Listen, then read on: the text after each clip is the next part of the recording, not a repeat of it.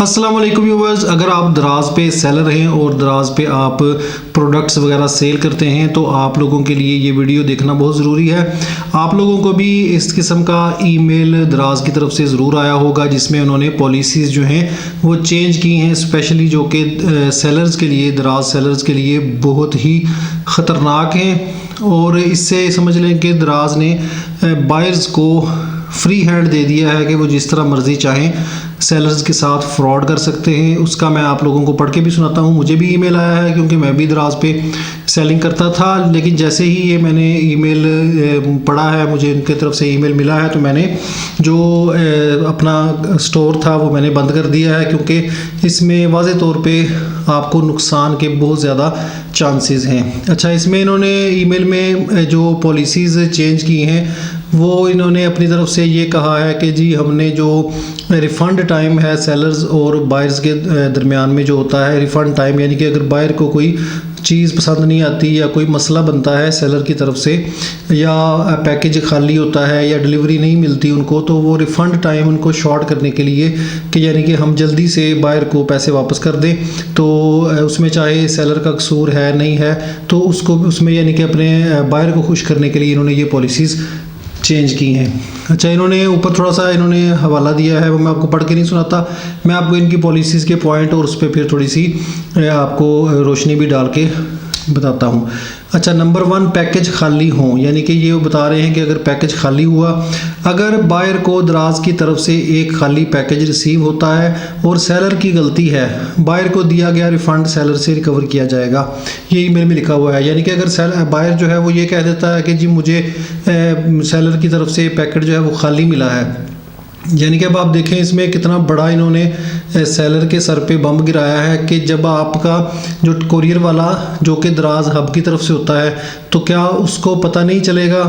कि ये पैकेट जो है वो खाली है, या जब सेलर जो है वो दराज हब पे या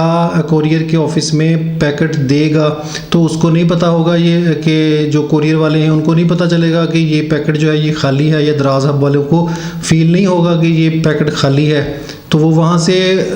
बुक कर लेंगे। लेकिन जब बायर के पास चला जाएगा तो बायर अगर कह देगा कि जी मेरा पैकेट तो खाली आया है, इसमें कुछ नहीं है, तो फौरी रिफ़ंड जो है वो सेलर से काट के, सेलर के बैलेंस में से काट के बायर को दे दिया जाएगा। तो ये मौजें लग गई हर बायर की कि कोई भी बंदा कह दे कि दराज का पार्सल जी मुझे तो खाली मिला है, तो उसको पैसे मिल जाएंगे। अच्छा, ऑर्डर स्टेटस दूसरे नंबर पे जो इन्होंने लिखा है, ऑर्डर स्टेटस में डिलीवर्ड लिखा हुआ है पर बायर ने कोई आइटम रिसीव ही नहीं किया। अगर ऑर्डर स्टेटस में डिलीवर्ड लिखा हुआ है पर बायर को कोई पैकेज मौसूल नहीं हुआ तो इस सूरत में बायर को रिफ़ंड इशू होगा। आप लोगों को पता होगा जो लोग दराज पे काम करते हैं, चीज़ें सेल करते हैं, कि इनका ऑनलाइन सिस्टम होता है, पोर्टल होता है, जहाँ पे हम लोग जो दराज सेलर सेंट्रल बोलते हैं जिसको, अपनी प्रोडक्ट्स वगैरह बुक करते हैं, उसमें हम अपना स्टेटस भी चेक कर सकते हैं कि हमारा पार्सल जो है वो शिप हो गया है, आगे कस्टमर को डिलीवर हो गया है। और डिलीवर्ड का जो ऑप्शन है वो इसी सूरत में आता है जब ये दराज हब का जो नुमाइंदा है, राइडर जो है, जो डिलीवरी मैन जिसको बोलते हैं, या जो डिलीवर करते हैं, या कोरियर वाले अगर कोई थर्ड पार्टी भी कर रही है, तो वो जाके जब पार्सल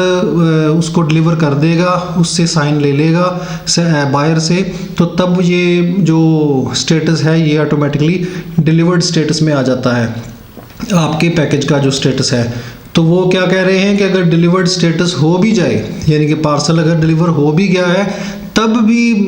बायर कह दे कि जी मेरे पास, मुझे तो पार्सल मिला ही नहीं, तब भी उसको रिफ़ंड मिल जाएगा। कैसी मुझे लगवा दी बायर की। तो उसके बाद जनाब तीसरे नंबर पे ग्रोसरी आइटम्स के बारे में, अगर बायर को दराज से ख़रीदे हुए ग्रोसरी आइटम्स के लिए रिफ़ंड चाहिए, अब देखें कैसी मौज है इसमें। तो अब हम लोग महंगाई का ओनर होते हैं, मुझे लगी ग्रोसरी तो फ्री आपको मिलेगी, तो सेलर को कोई पैकेज वापस नहीं मिलेगा। ज़रा गौर कीजिएगा, अगर बायर को दराज से ख़रीदे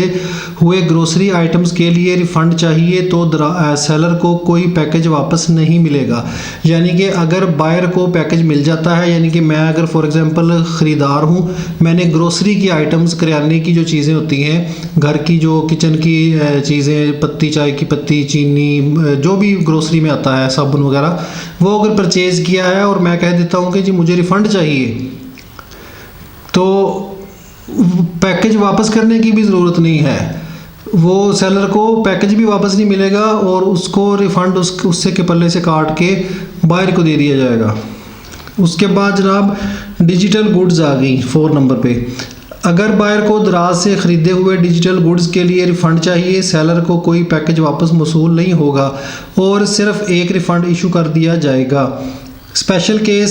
केस के अंदर दराज से सेलर्स से डिजिटल गुड्स के लिए रिफ़ंड की जगह एक रिप्लेसमेंट ऑफ़र डिमांड कर सकता है।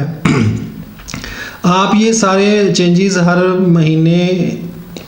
महीने की साइकिल की एंड में एडमिन सेलर सेंटर के अकाउंट स्टेटमेंट में देख पाएंगे।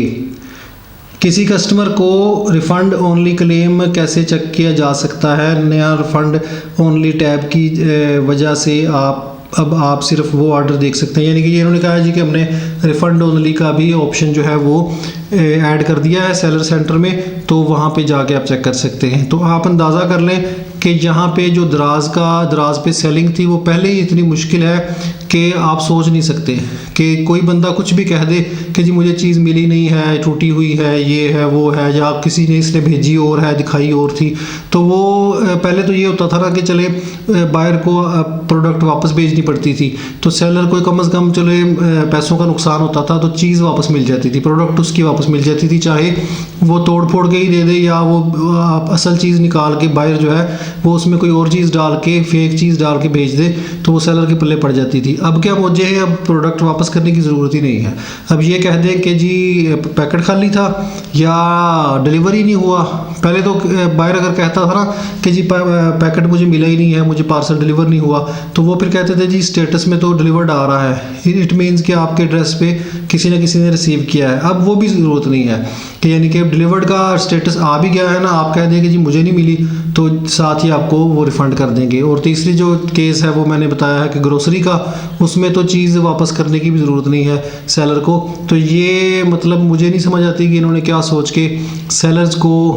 मारने के लिए और बायर्स को खुश करने के लिए ये पॉलिसीज़ बनाई हैं। तो मैं तो फ़िलहाल मेरे पास काफ़ी प्रोडक्ट्स पड़ी थी, टॉयज़ भी थे, सेल करता था मैं, कपड़े भी थे, उसके अलावा और भी कुछ चीज़ें थी, तो मैंने तो अपना स्टोर जो है वो ऑफ़ कर दिया था।